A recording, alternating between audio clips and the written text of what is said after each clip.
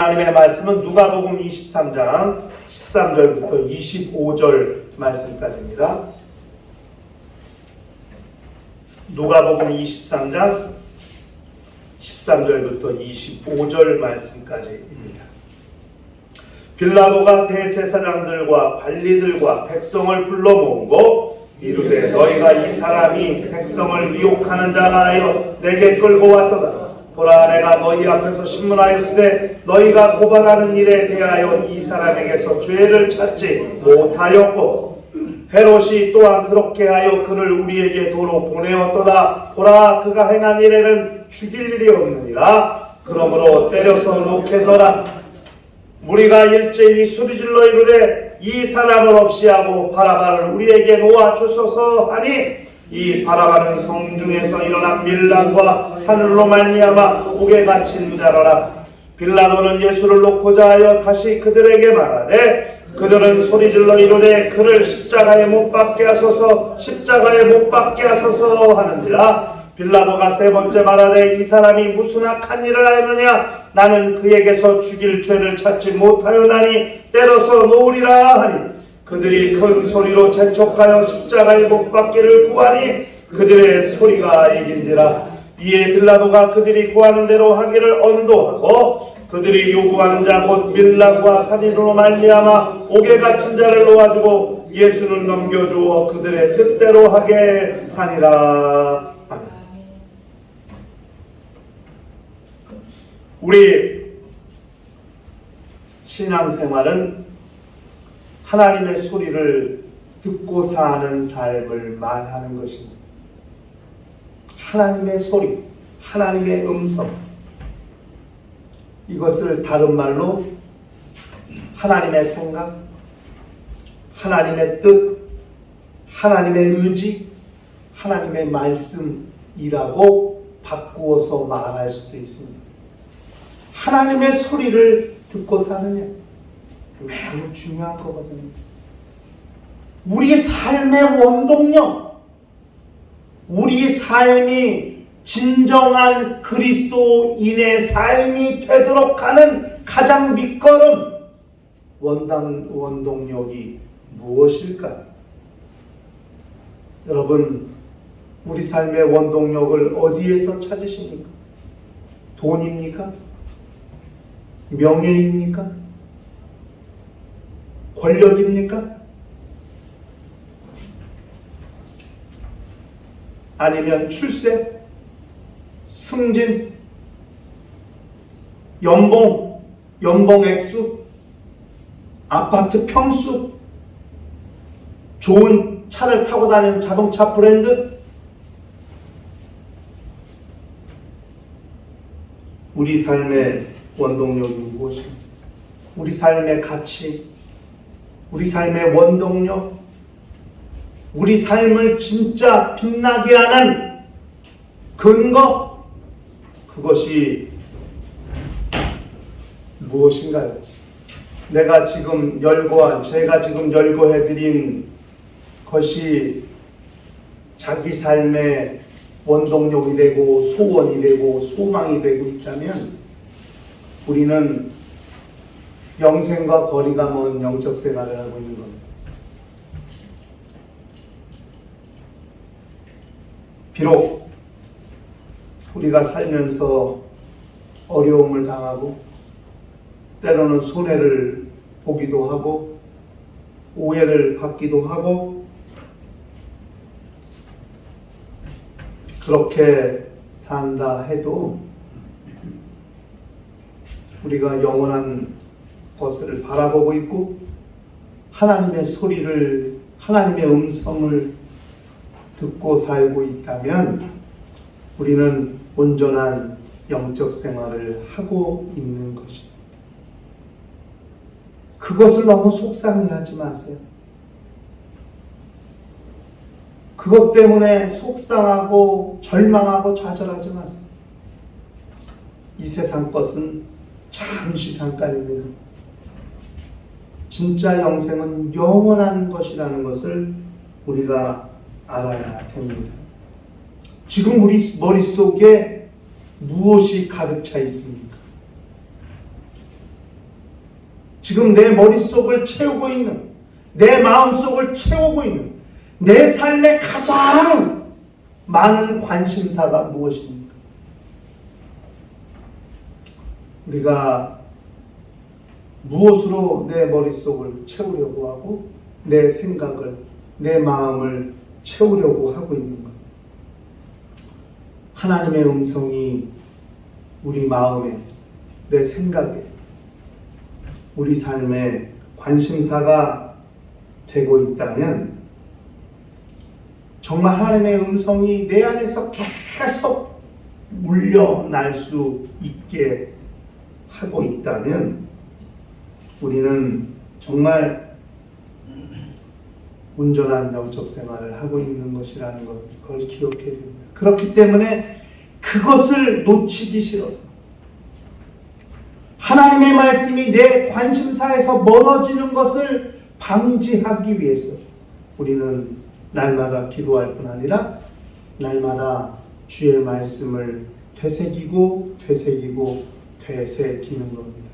여러분 요즘 이 스마트폰 하나면은 다 되잖아요.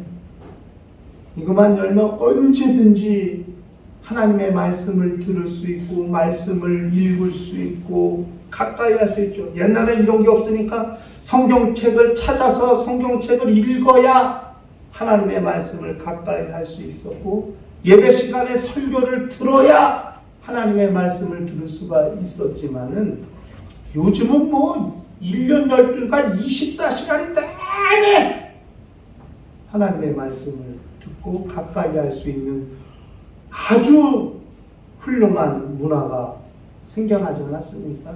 이것을 게임하는 데만 쓰고 야동 보는 데만 쓰고 이 되겠어요? 이렇게 정말 우리 영혼에 유익한 것을 위해서 사용할 줄 알아야죠. 하나님의 음성으로 내 삶을, 우리의 생각을, 우리의 마음을 채워지게 하는 것, 이것이 우리의 온전한 영적 생활이라는 것을 그걸 기억해 봐야 합니다. 오늘 우리가 읽은 이 본문을 통해서 하나님의 소리가 아닌 자기들의 소리로 자기 생각을, 자기 마음을 채우고 있는 사람들의 모습, 그것을 우리가 좀 확인해 보려고 하는 거예요. 그렇게 하나님의 음성이 아닌 자기들의 소리로 자기들을 안을 채웠을 때 그들은 과연 어떤 결과를, 어떤 삶의 결과를 맞이하게 되던가 우리가 한번 생각해 보고자 하는 겁니다. 오늘 본문에 세 종류의 사람이 나옵니다. 첫 번째는 예수를 구명하려고 애쓰는 빌라도의 모습입니다. 이미 예수에게서 예수를 죽일 만한 죄를 찾지 못했어요, 빌라도가. 그런데 대제사장과 서기관들이 너무 강하게 항의하니까, 그래서 그 위기를 모면하려고 예수를 그 밤에 예루살렘에 와 있던 헤롯에게로 보냈습니다. 헤롯도 예수가 보고 싶었고 궁금하던 차에 예수를 만났어요. 이적을 보기를 원했고, 그렇게. 그런데 예수가 아무 반응도 안 하니까 예수를 희롱하고 아주 그냥 모욕하면서 빛난 옷을 입혀서 또 죽일 죄를 못 찾았으니까 다시 도로 그 밤에 빌라도에게 보낸 거예요. 로마가 법으로선 로마법을 따라올 수가 없습니다. 이 시대, 지금 현재 이 시대의 법과생들도 로마법을 배운다고 하니까 얼마나 법이 잘 만들어져 있는지. 그런 법을 통치하는 사람으로서 다 배웠고 알고 있는 로마의 최상위 계층인 빌라도가 예수를 신문했는데 죄가 없다는 거예요. 무죄야, 무죄.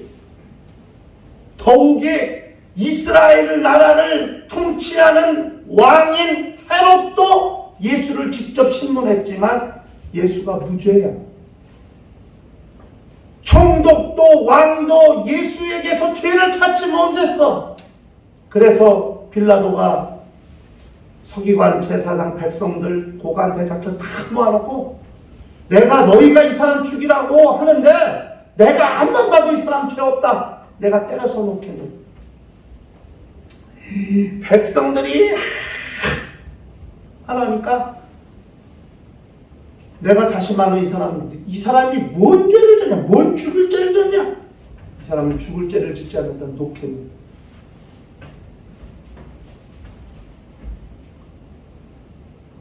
임금과 총독의 눈에 예수는 무죄입니다.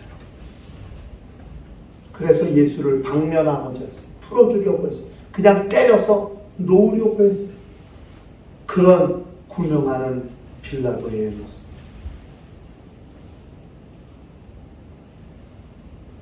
두 번째는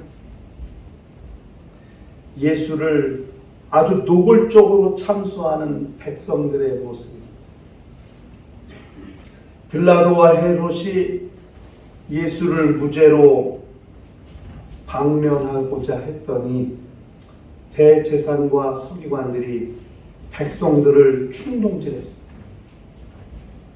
마태복음 27장 20절에 대제사장과 장로들이 무리를 권하여 바라바를 달라 하게 하고 예수를 죽이자 하게 하였더니 이렇게 예수를 죽이라고 무리를 권했어요. 충동질했어요. 우리가 잘 쓰는 말로 들쑤셨어요. 여보세요. 이 사람, 예수 죽이라고 그래. 그럼 빌라도 살려달라고 그래. 바라바를 살려달라고 그래. 바라바에 관한 것은 다음 주에 설교를 한 번 더 하겠습니다만 백성들을 충동질했습니다.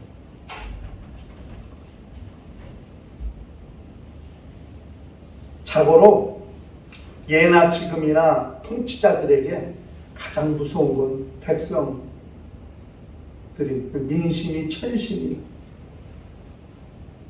권력은 백성에게서 나온다. 다 그렇게 이야기했죠.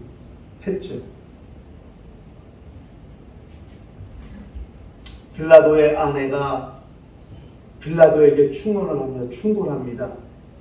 마태복음 27장 20절 그 앞절 19절에 총독이 재판석에 앉아있을 때에 그의 아내가 사람을 보내어 이르되 저 옳은 사람에게, 예수를 말하는 거예요. 저 옳은 사람에게 아무 상관도 하지 마옵소서. 오늘 꿈에 내가 그 사람으로 인하여 애를 많이 태웠나이다.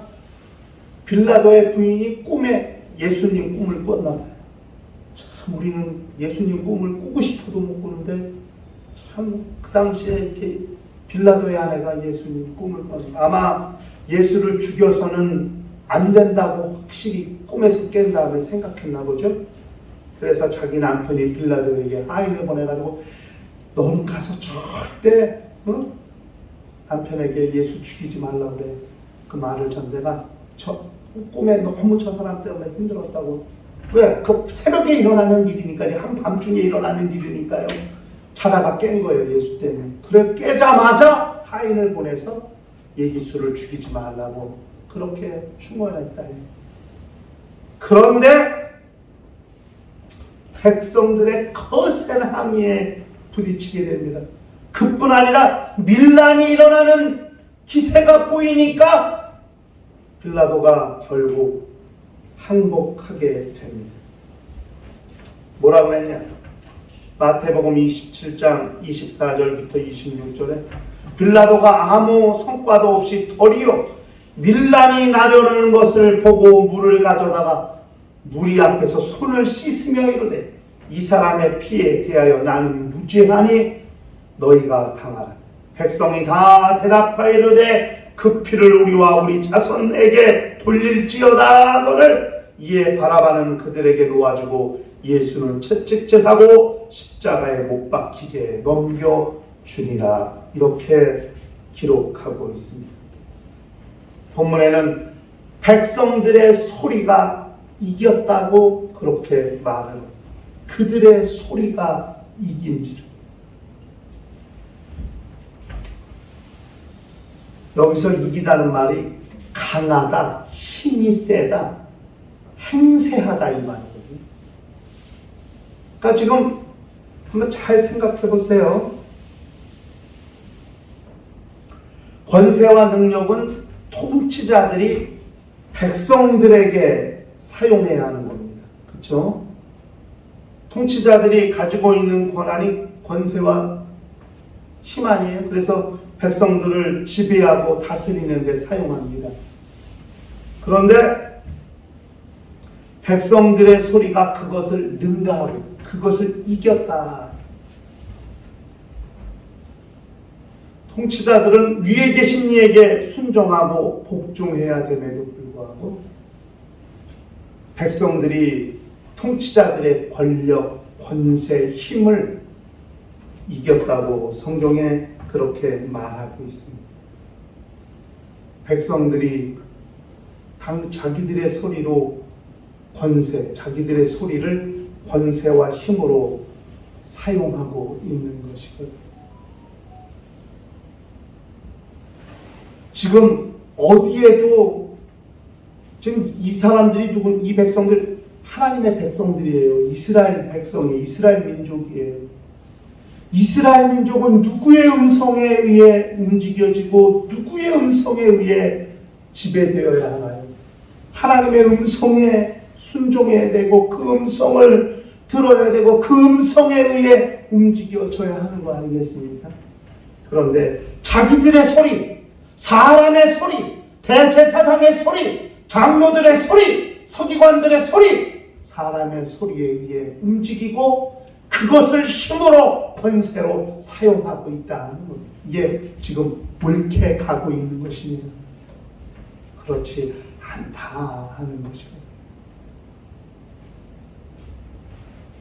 그리고 마지막 세 번째는 그런 백성의 소리나 또는 통치자의 소리에도 결코 아랑곳하지 아니하시고 침묵하고 계시는 예수님의 모습입니다. 지금 주님에게 통치자의 소리가 들려오나요? 그렇게 수많은 군중이 십자가에 못 박으라고 그렇게 자신을 향해 외치고 있는 백성들의 소리가 지금 예수님께 들려오고 있나요? 여러분, 우리 같았으면요, 그 백성들의 소리에 겁이 질려가지고 주눅이 들어가지고 얼굴이 사색이 되고 온갖 불안과 아마 오줌 쌌을지도 몰라요. 벌벌벌벌벌 죽이려는데, 나를 죽이려는데 죽이라는 말을 듣고 두려우지 않은 사람이 어디 있겠어요? 그런데 예수는 전혀 미동도 하지 아니하시고 침묵하고 계십니다. 지금 예수의 안에는 통치자의 소리도 백성들의 소리도 오직 하나님의 뜻에 순종하려는 아버지의 뜻, 아버지의 음성, 아버지의 소리만이 그 안에 가득하게 채워져 있는 것이죠. 누가복음 22장 우리가 이미 이전 배웠어요? 42절에 이르시되 아버지여 만일 아버지의 뜻이거든, 아버지의 생각이거든, 아버지의 말씀이거든, 아버지의 의지이거든, 아버지의 음성이거든 이 잔을 내게서 옮기시옵소서. 그러나 내 원대로 마옵시고 아버지의 원대로, 아버지의 소원대로, 아버지의 생각대로 되기를 원하나이다. 그렇게 마지막으로 기도하시고 그 안에 하나님의 음성, 하나님의 생각, 하나님의 마음, 하나님의 의지로 강하게 가득 채우셨기 때문에 통치자의 어떤 소리도 들려오지 아니하고 그렇게 십자가에 자기를 못 박으라고 외쳐대는 백성들의 소리도 예수에게는 들려오지 않는다는 거죠.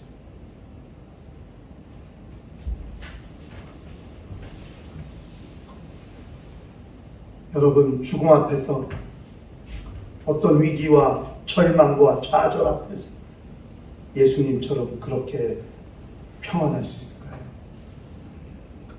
바람과 파도가 엄청 불어대는 갈릴리 호수 한가운데 배등 요동치지, 노를 젓긴 젓는데 짚는 건지, 배가 바다로 가는지 산으로 가는지, 머리가 어디로 도는지 종잡을 수 없어서 배에서 그렇게 소란스럽고 어수선한 제자들의 모습, 배의 모습, 바람도 요동하고 바다 물결도 요동하고 배도 요동하고 사람들도 요동하는 그런 삶의 모습 가운데서 오직 평안하신 분 한 분, 예수 그리스도. 그분은 바람과 그렇게 요동치는 파도 위에 홀로 평안히 그 무리를 걸어서 제자들에게 다가오신 분이 아니십니까? 좌절과 절망과 풍랑과 환난과 역경 가운데서 침묵하고 평안하고 그렇게 안심할 수 있는 예수님의 모습, 그 모습에서 우리 삶 가운데 진정 본질적으로 가장 절실하게 필요한 것이 무엇인가를 찾고 발견하게 되는 겁니다. 그들의 소리가 비록 통치자의 소리는 이겼지만 하나님의 음성으로 가득 차 있는 예수를 십자가에 못 박으라서 예수를 십자가에 못 박는 데는 성공하고 마치 그들의 소리가 이긴 것 같지만 과연 진정 그들의 소리가 예수를 십자가에 못 박기는 했어도 과연 궁극적으로 진짜 그들의 소리가 이겼습니까? 통치자의 결정에 의해 예수를 십자가에 못 박았지만 정말 예수는 십자가에서 죽으셨지만 그러나 죽으신 거로 끝나셨습니까? 아니거든요. 죽은 지 사흘 만에 부활하셨거든요. 그 권세 있는 통치자들의 소리, 그렇게 외쳐대는 군중의 소리, 과연 그 소리가 예수의 침묵을 이겼나요? 아니요. 예수는 부활한 지 3일 만에, 죽으신 지 3일 만에 부활하시고 세상 통치자의 소리도 이기시고 백성들의 힘찬 목소리도 이기시고 마침내 죽음에서 부활하시는 거 아니겠습니까? 하나님의 생각으로 가득 채웠던, 하나님의 뜻으로 가득 채웠던 예수의 침묵은 비록 지금 우리 눈에 보는 이 본문에서는 예수가 코너에 몰려가는 것 같고 절체절명의 낭떠러지에 떨어지기 일보 직전인 것 같은 가장 위기 상황을 맞이하는 것 같이 보이지만 그런 예수의 상황은 위기 상황이 아니라 죽음을 이기시는 그런 과정 가운데 있다는 것을 우리가 기억할 필요가 있습니다.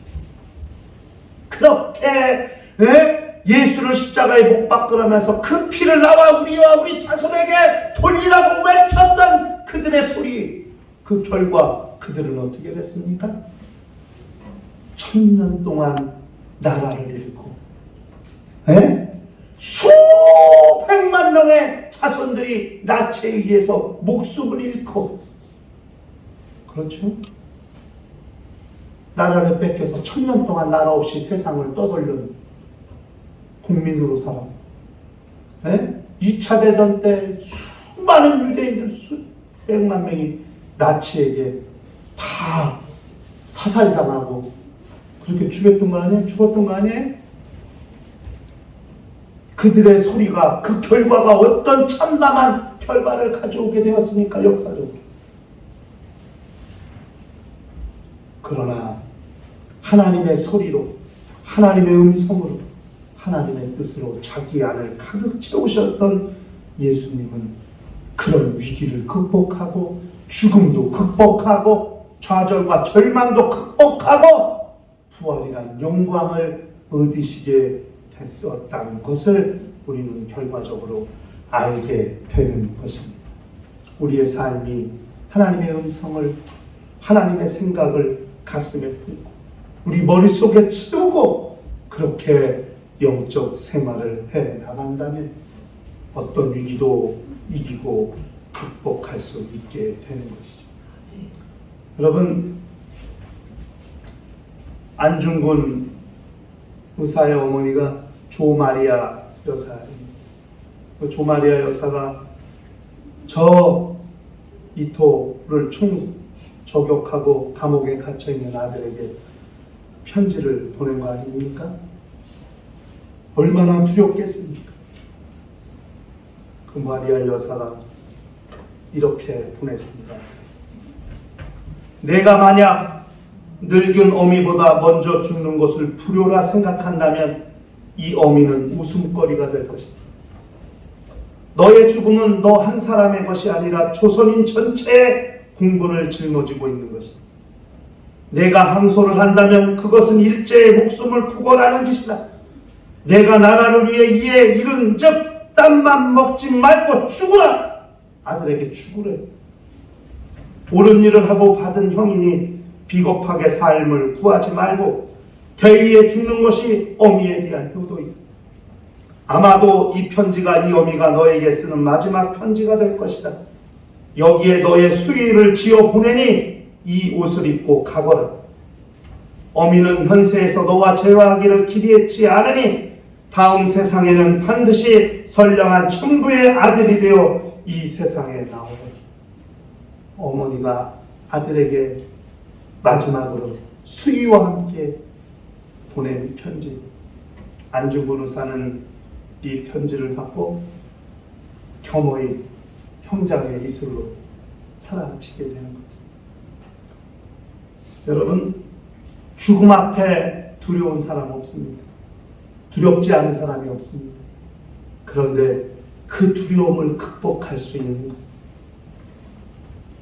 대의를 위해, 하나님의 뜻을 위해, 하나님의 나라를 위해 그렇게 자기 안에 하나님의 뜻을 품고 사는 것, 그것이 성도의 신앙 생활이 되어야 한다는 것을 기억하면서 일평생 하나님의 소리를 가슴에 담고 사는 거룩한 심령과 가정과 교회가 되시기를 주의 이름으로 축원합니다.